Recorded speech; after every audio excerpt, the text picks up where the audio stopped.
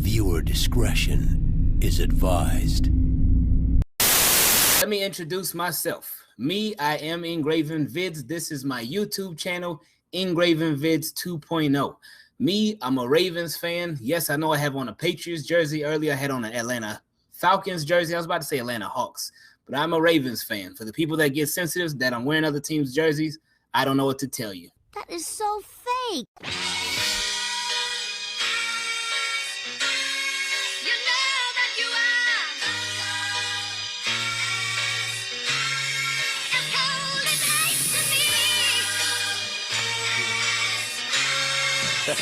Oh, shit! You're as cold as ice. Yeah! You're willing to sacrifice. Yeah! You're as cold as ice. You're willing to sacrifice. You're as cold as ice. You're willing to sacrifice. You're as cold as ice. You're willing to sacrifice. The Baltimore Ravens. How about some murder? Terrell Owens doing this to you. Billy Cundiff going wide right. And of course, you used to be the Browns. The Browns. Oh my God.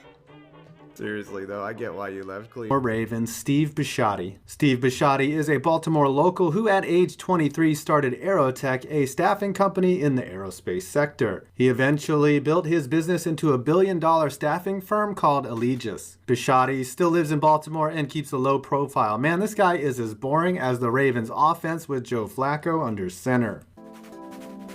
As if the Ravens-Steelers rivalry needed more stoking, a game way back in 1997 gave a lot of ammo to Steelers fans. The Ravens, who had Vinny Testaverde under center, that's another one I forgot, held a 21-0 lead and promptly blew it like a Clinton-era White House intern. Cordell Stewart threw for 3 TDs but capped the game off with a 74-yard rushing TD to seal the deal. Though the NFL specifically has policies against this, in 2008, T-Sizzle and Company openly admitted they had put a bounty on Hines Ward, labeling him a cheap shot artist and a dirty player.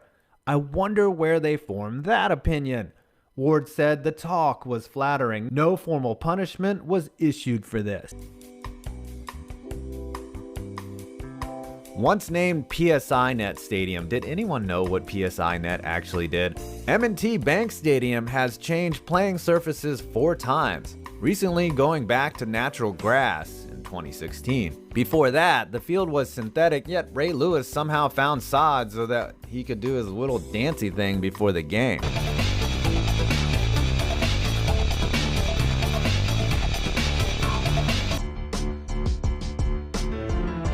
The biggest blowout to ever occur outside of the United States, as in 2017, it looked as if the Ravens left their defense back in Maryland a 44-7 ass whooping at the hands of the Jaguars in London.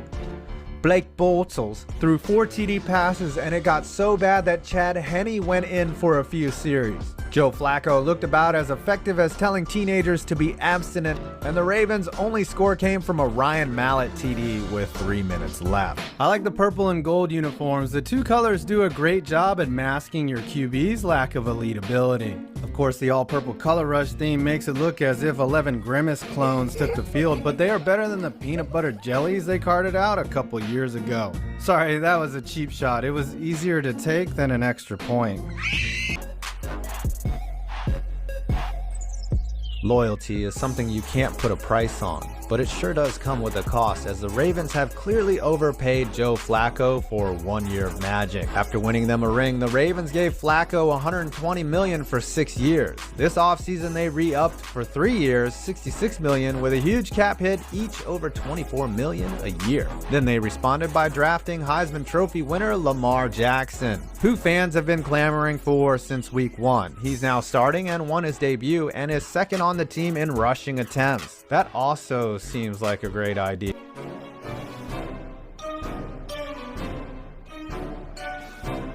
Hello, darkness, my old friend. Poe, the bird mascot of the Ravens, used to have 2 brothers, Edgar and Allen, but I guess it was just too much to manage and they were fired. Maybe it was an effort to cut out some overhead to pay for a QB they aren't even using. In his spare time, Poe writes dark short stories about murder. Add Lamar Jackson's legs, because that's all this team is riding on. It's not his arm. We can't forget the Ray Lewis knife and T-Sizzle's gums, which will be enshrined in the Baltimore Ring of Honor when he retires. Ravens fans, you're spoiled. 2 Super Bowls in a short time, a couple murders, consistently in the playoffs. You even got rid of your golden boy and didn't miss a beat. The most salty you should be is towards the Redskins, who tried for years to keep you from having a team. You're the Cleveland Browns. Kyle Bowler could throw a ball through the uprights from the 50-yard line on his knees, which is where he spent most of his NFL career. Sorry you had to swap your golden boy Joe Flacco for a guy who can't throw. And Billy Cundiff missing that kick isn't nearly as bad as Bill Belichick absolutely scorching Derek Mason in this clip. Holy shit. Oh, you, Mason. Just you, will ya? Why don't we talk after the game, all right? Just shut the up.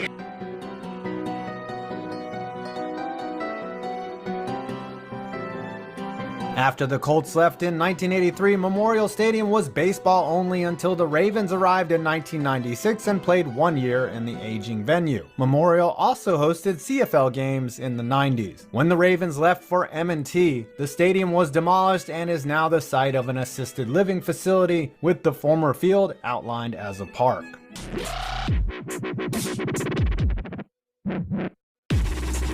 Another not great stadium, but it's solid, and the biggest plus factor is its location close to Baltimore's Inner Harbor, where you can go get crabs of many different varieties. The brick exterior is a nice touch. This one is tough, considering the only other coaches eligible have won a Super Bowl in Baltimore. Ted Marchibroda guided the Ravens for their first 3 seasons in the Charm City. They were a sinking ship, a disaster that had washed up on their shores from Cleveland, and while they were 16-31 in 3 years, Marchibroda sharpened a team that sliced up the league in 2000. I'm sure if push came to shove, Baltimore could host the big game, as M&T can seat 71K and the surrounding area is nice. However, there just isn't a compelling reason as to why you would bring the Super Bowl to Baltimore. Everything is just average. There's no dome, and other than crab cakes, there's really not a draw. A team with only a 25-year history isn't going to have a lot of massive losses. Their biggest home defeat came at the hands of the Patriots in 2013, a 34-point drubbing, just a year after the Ravens took home their second Super Bowl. The Ravens were at peak regret mode after giving Joe Flacco a giant contract, so much so that Tyrod Taylor saw the field in this one. And yes, Tyrod has a Super Bowl ring. Lamar Jackson is a running back. Oh, you're mad? How about his record in the playoffs? Lamar moved his bowels more during a game than he did the ball against the Bills. And if that doesn't trigger you, Terrell Suggs in a Cardinals uniform will. Art Modell, Baltimore Ravens. Bring up the name Art Modell in Cleveland and you would hear a string of expletives that would get this entire channel demonetized. Bring up his name in Baltimore and you will get a better reception. Now, Modell probably never wanted to sell the team, as he bought the Browns in 1961 and moved them to Baltimore in 1996, bringing home a Super Bowl trophy in the year 2000. Unfortunately for Modell, the screw job he laid upon Cleveland ultimately led to him being forced to sell the team, as in 1997 he had to take out a $185 million loan package to fund the move, which was well beyond the league's borrowing limits for a franchise. He then sold a minority stake to current owner Steve Bisciotti, but was unable to come up with the rest of the money to pay his debt. Bisciotti smartly waited and then bought out Modell in 2004 for what would eventually be around $600 million, leaving the longtime owner, who made his fortune in sporting goods, on the outside looking in. I guess that was Cleveland's revenge on him, though the late owner would definitely say that that shit was worth it. Dalton steps up, Dalton throws, it's complete, caught by Boyd, Tyler Boyd, touchdown! Once upon a Sunday dreary, while I pondered weak and weary over a many curious Baltimore season of failed lore, while I wept, suddenly there came a tapping, gently rapping at my door. 'Tis some opponent, I uttered, only this and nothing more. I remember it was in bleak December, and each dying player wrought his soul upon the floor. Eager I wished in hollow, vainly I sought to borrow from the film room of sorrow. Sorrow for the lost Lamar, for the electric skill and endless thrill whom is named Lamar, vanished here forevermore. Deep into the season's searing, long I stood there grinding, leering, doubting, blowing leads like no Baltimorean dared to choke before. But the silence was unbroken, and the stillness gave no token, and the only word spoken was the whispered word, Lamar. As Huntley starts, an echo murmured back, Lamar. Merely this, and nothing more. Slowly the season turning, the tension within me burning. Soon again I hear a tapping louder than before. Surely, surely that is Lamar healing at practice. Let him see the bag he seeks and guaranteed money adore. Let his heart be still with business decisions galore. 'Tis a holdout, and nothing more. In the playoffs I flung the shutter, when, with many flirt and flutter, in there stood a stately raven of days of yore. Not the least optimistic was he, with culture stagnate and fester thee, but like wink of seasons past perched above the office door. Perched on a bust of Ray Lewis above the door. Perched and sat, nothing more. Then the raven charmed this city into smiling, by the strong defense and running game it wore. Though my odds of winning be stout, thou art sure not craven, ghastly grim and ancient raven cursed from Cincy shore. Tell me what my fortune is on the night's playoff score. Quoth the raven, nevermore. The raven, sitting lonely on Paycor's bust, spoke only that one word, as if the fortune of that one did not outpour. The team merely stuttered, not a feather they fluttered, till we scarcely muttered, other leads have won before. In off-season will he leave me, as Flacco traded before? Then the bird said, nevermore. Startled at the stillness of offense so aptly broken. Doubtless, said I, what this utters is only dive and score. Caught by an unhappy audience whom tense from disaster. Struggled fast and faster till reached the goal line shore. Till the QB reached for the plane had possession tore. Never, never score. Prophet still if bird or devil, whether Roman sent or tossed with deployments poor. Desolate usage of weapons on this field enchanted, emphasizing horror haunted. Tell me truly I implore, is there hope in Baltimore? Tell me I implore! Quoth the raven, nevermore. Prophet, said I, thing of evil, sower of discontent and devil, by the Dobbins that's pissed at us, by the skill positions abhor. Tell this team with heartbreak laden if, within distant future, it shall clasp a sainted QB whom the pigskin names Lamar. Keep a rare and talented player whom the pigskin names Lamar. Quoth the raven, nevermore. Be that word the end of season, evil fiend. Get thee back to the doldrums of night's darkness and floor. Leave no mark as a token of the lie this season hath spoken. Leave thy defense to waste. Quit the burning of Roman's lore. Take my final heat from my heart, and take your pain from my door. Quoth the raven, nevermore. Jackson. The name itself will cause a litany of reactions. Most of them good, but there will be some snickering from the balcony. His situation has incited significant controversy. Rumors of him wanting the moon and then some in negotiations is the hot topic. The stalemate between player and team has reached critical mass. And the supposedly rich market for his services hasn't come to roost. Maybe because Baltimore would just match whatever offer a team signs Lamar to.